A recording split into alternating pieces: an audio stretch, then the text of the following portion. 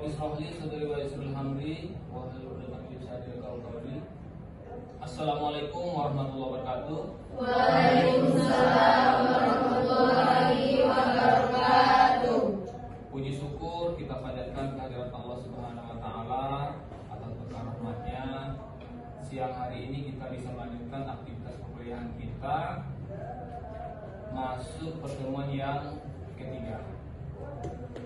Salawat dan salam kita doakan kepada junjungan Nabi besar kita Nabi Muhammad SAW. Allahumma sholli ala sayyidina Muhammad wa ala sayyidina Muhammad. Baiklah saudara-saudari semuanya, apa kabar semuanya?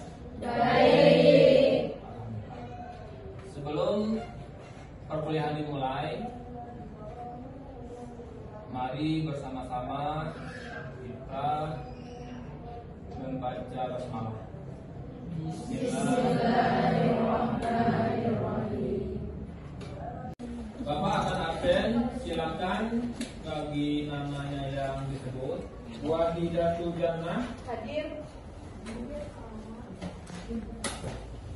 Putri Rizky Alma, Hadir Pak. Diatun Aina, Hadir Pak. Kumpul Faid, hadir Pak. Oke, saudara-saudari, untuk materi kita hari ini organisasi dan perilaku organisasi. Minggu kemarin kita berbicara tentang manajemen organisasi. Hari ini kita berbicara terkait dengan perilakunya organisasi. Pembelajaran untuk hari ini menguasai langkah pengembangan berpikir kritis, logis, inovatif, dan sistematis dalam konteks pengembangan ilmu pengetahuan manajemen organisasi. Yang kedua, merumuskan manajemen organisasi pada lembaga pendidikan. Subcapaian pada materi kita, harapannya saudara-saudari mahasiswa mampu menjelaskan pengertian organisasi, konsep organisasi, bentuk organisasi, proses organisasi, dan dinamika organisasi. Kita coba tinjau kembali materi-materi minggu kemarin yang pernah kita diskusikan. Ada yang ingat terkait dengan manajemen organisasi? Silakan. Oke, silakan Aisyah. Manajemen organisasi itu Pak mengatur mengelola sumber daya manusia dan sumber daya lain penduduk lainnya. Oke, kasih aplaus untuk Aisyah. Bapak ingin menampilkan satu video.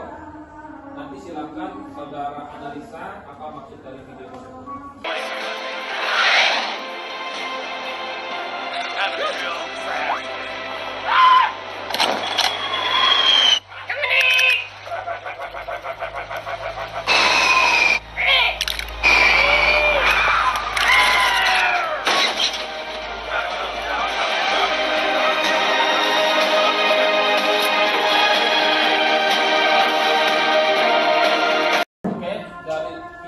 Video pertama apa yang kita dapatkan luar biasa ya, kasih aplaus. Sebelum kita lebih jauh berjalan terkait dengan organisasi dan perilaku organisasi, kita harus paham dulu apa itu organisasi. Ada yang bisa menyampaikan? Boleh, yang depan silakan. Yaitu kumpulan orang yang bekerja sama untuk mencapai tujuan bersama. Oke ya. Luar biasa, kasih aplaus.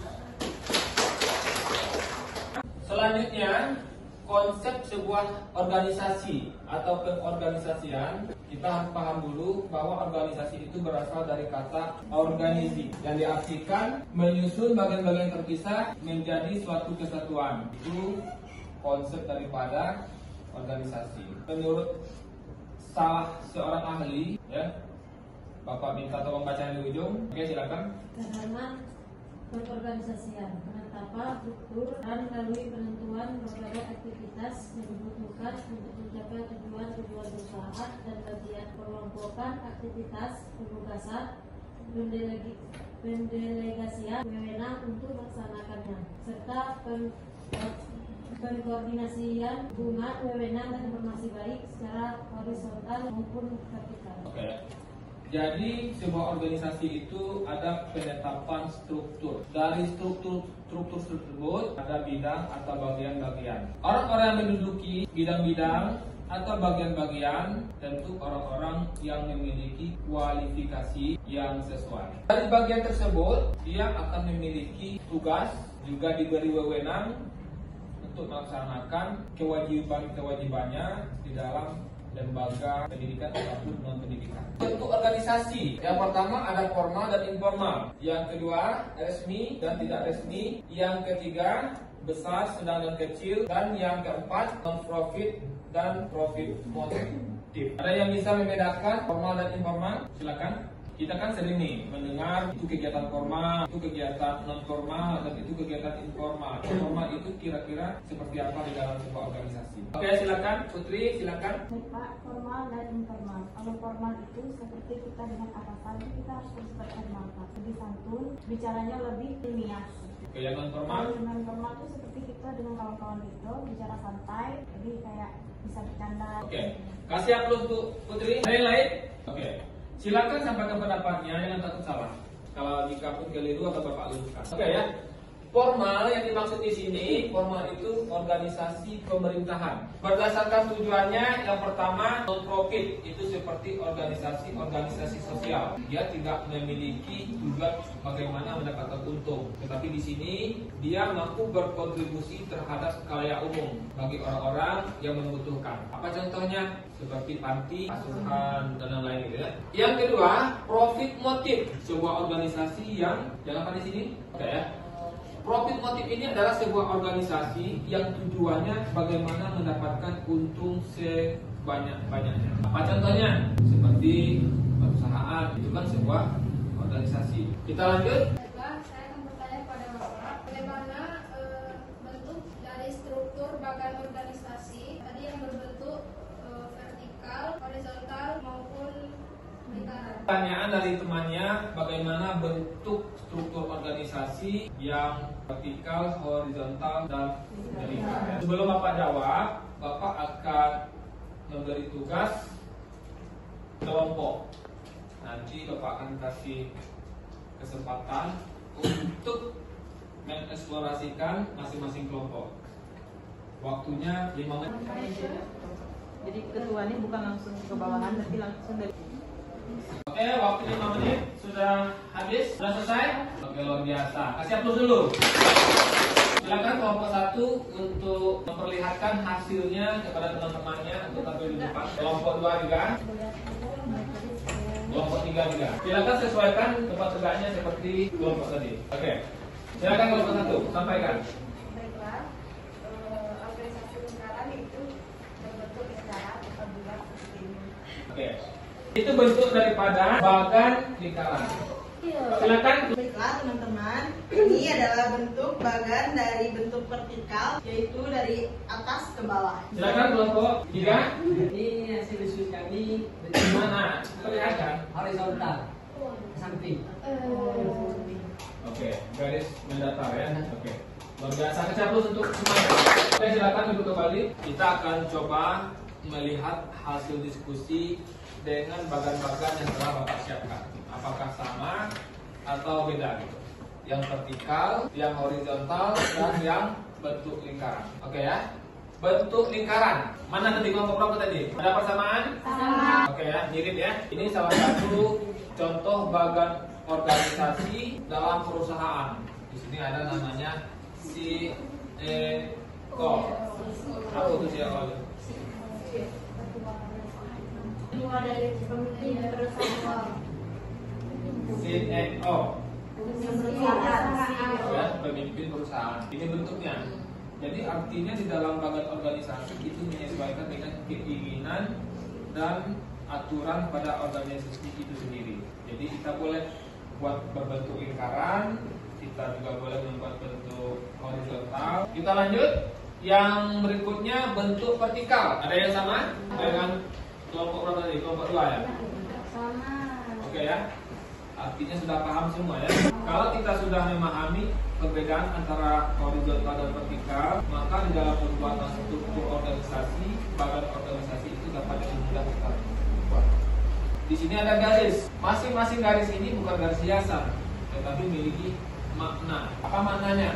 Yang pertama, berbentuk vertikal. Ini kepala manajer di dalam sebuah lembaga. Di bawah kepala ada bagian umum, bagian tata usaha, kepegawaian, dan keuangan.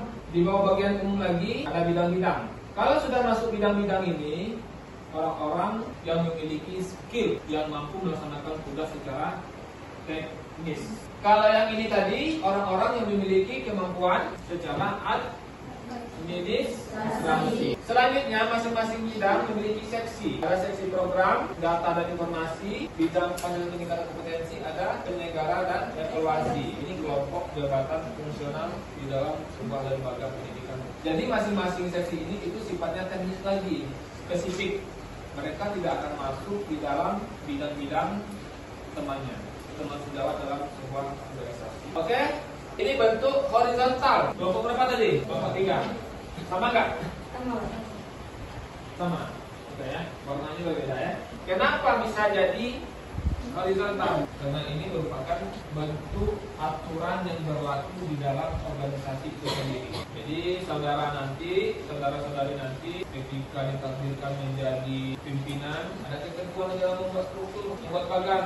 Kalau itu misalnya kepala sekolah, artinya kan di bawah naungan dinas pendidikan. Kalau sekolah umum, kalau sekolah keagamaan di bawah naungan kemenang. Penetapan tugas pokok. Setelah tujuan kita tentukan, kita rumuskan, kita tetapkan tugasnya apa. Pada tugas inilah muncul bagan-bagan tadi. Kualifikasi, keterampilan, keahlian masing-masing orang yang bertugas. Yang ketiga, perincian kegiatan. Perincian kegiatan ini ada kegiatan jangka pendek, jangka menengah, dan jangka panjang.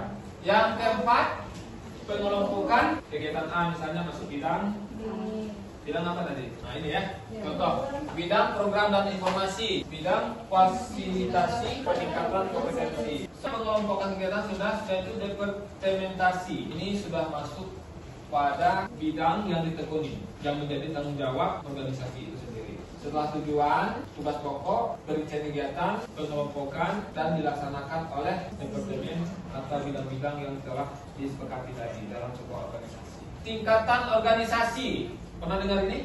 Yang pertama itu top management atau top manager. Yang kedua middle. Yang ketiga, yang keempat. Oke. Ini tingkatan yang pertama dinamakan dengan tingkatan strategik, tingkatan pengambil kebijakan. Nggak bisa yang ini ngambil kebijakan. Middle management, slow management juga nggak bisa. Apalagi operating management. Apa contohnya top management? Kalau di dalam sebuah sekolah, kepala sekolah, terus middle management, wakil kepala sekolah, itu di tingkat SMP ya. Terus yang ketiga, first atau low level management, ya ini bisa dicontohkan dengan wali kelas. Terus yang terakhir, guru. Ada lagi pertanyaan? Dan silakan. Baik Pak, terima kasih Pak. Tadi kan Bapak menjelaskan kalau dinamika dalam sebuah organisasi itu sudah biasa. Kalau terjadi dinamika dalam sebuah organisasi itu Pak, bagaimana cara mengatasinya Pak? Oke, bagaimana cara mengatasi? Artinya di sini organisasi itu menurun atau meningkat. Kalau sebuah organisasi yang tujuannya profit motif, ketika tujuan itu tidak tercapai atau menurun, maka ada kemungkinan struktur organisasi itu akan berubah. Ada penggabungan bidang-bidang, misalnya bidang pemasaran dan bidang operasional itu bisa digabungkan menjadi satu. Kalau terjadi tujuan-tujuan yang kita terapkan tadi tidak tercapai, misalnya profitnya semakin menurun, yang mana lembaga yang kita pimpin itu semakin kalau dia di dalam pendidikan, inputnya itu semakin mengecil atau sedikit. Jadi yang namanya dinamika tadi itu nggak bisa kita pertahankan. Dari yang namanya perubahan, kita akan menyesuaikan dengan kemampuan pada lembaga kita masing-masing.